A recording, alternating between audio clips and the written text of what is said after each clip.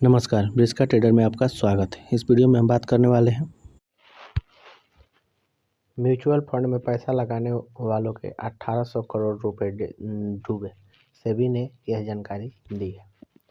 जी हां, शेयर बाजार regulator SEBI and security exchange board of India ने कहा कि Nippon life India mutual fund के निवेशक को यस बैंक के 81 बॉन्ड में निवेश के चलते 1800 करोड़ रुपए से अधिक का नुकसान हुआ।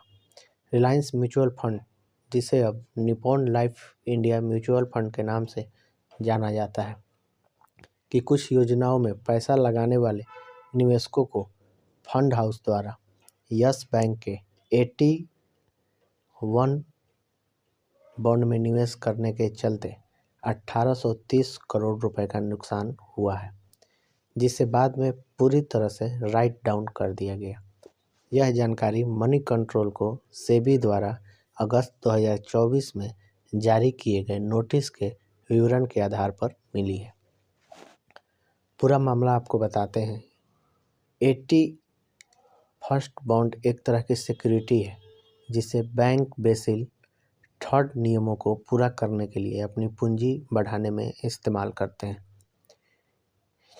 81 बॉन्ड्स में जोखिम ज़्यादा होता है, लेकिन इस लिहाज से रिटर्न भी उतना ही बेहतर मिलता है। अगर बैंक किसी स्थिति में फेल हो जाता है तो निवेशक को 81 बॉन्ड में निवेश का नुकसान भी झेलना पड़ सकता है। निवेशकों को 81 बॉन्ड निवेश पर नुकसान हुआ। फंड हाउस ने लेन देन से चार्जेस के रूप में 88.60 करोड़ रुपए कमाए। इस पूरे मामले में यस बैंक के साथ क्विड प्रो क्वो व्यवस्था के हिस्से के रूप में किया गया था, जैसा कि सेबी द्वारा अगस्त में जारी किए गए कारण बताओ नोटिस में कहा गया है। निप्पॉन लाइफ इंडिया एमएफ ने स्टॉक एक्सचेंज स्टेटमेंट में कारण बताओ नोटिस मिलने की पुष्टि की थी, लेकिन मुख्य आरोप और जांचों के विवरण को सार्वजनिक नहीं किया गया था। 8 अगस्त के अपने आदेश में सेबी ने कहा था कि एएमसी ने अपनी कुछ योजनाओं पर अतिरिक्त खर्च उठाना पड़ा है। ट्रस्टी ने यह सुनिश्चित किया कि एएमसी नियमों का पूरी तरह पालन किया है। रेगुलेटर जांच के बाद फंड हाउस को जारी किया गया कारण बताओ नोटिस एक बड़ी बहु एजेंसी जांच का हिस्सा है, जिसमें केंद्रीय जांच ब्यूरो सीबीआई भी शामिल है। यह यस बैंक द्वारा जारी 81 बॉन्ड में रिलायंस कैपिटल के स्वामित्व वाली फर्मों द्वारा किए गए लगभग 2850 करोड़ रुपए के निवेश को देख रहा है।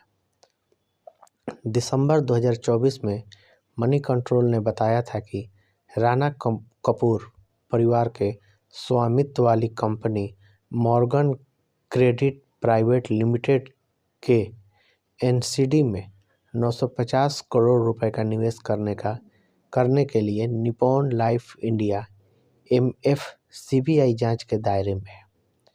मनी कंट्रोल ने इस पूरे मामले में निप्पॉन इंडिया एमएफ को ईमेल के जरिए इस पूरी जानकारी मांगी है, लेकिन खबर लिखे जाने तक कोई जवाब नहीं आया है। जवाब आने पर इसका अपडेट किया जाएगा। इस बीच रेगुलेटर जांच के दायरे में आने वाले लेन देन से उस समय हुए जब Reliance capital asset management company की एक यूनिट थी और जांच में शामिल कुछ अन्य कंपनियां Reliance home finance, Reliance commercial finance है। सितंबर 2019 में फंड हाउस का नाम रिलायंस म्यूचुअल फंड से बदलकर निप्पॉन इंडिया म्यूचुअल फंड कर दिया गया था। जैसा कि आप सभी जानते हैं दोस्तों, किसी भी कंपनी में निवेश को लेकर हमारी कोई निजी राय नहीं रहती है और यह चैनल किसी सेबी रजिस्टर्ड पर्सन के द्वारा संचालित नहीं होता है। अतः किसी भी कंपनी में निवेश से पहले आप अपने वित्तीय सलाहकार की राय अवश्य लें। साथ ही चैनल को लाइक और सब्सक्राइब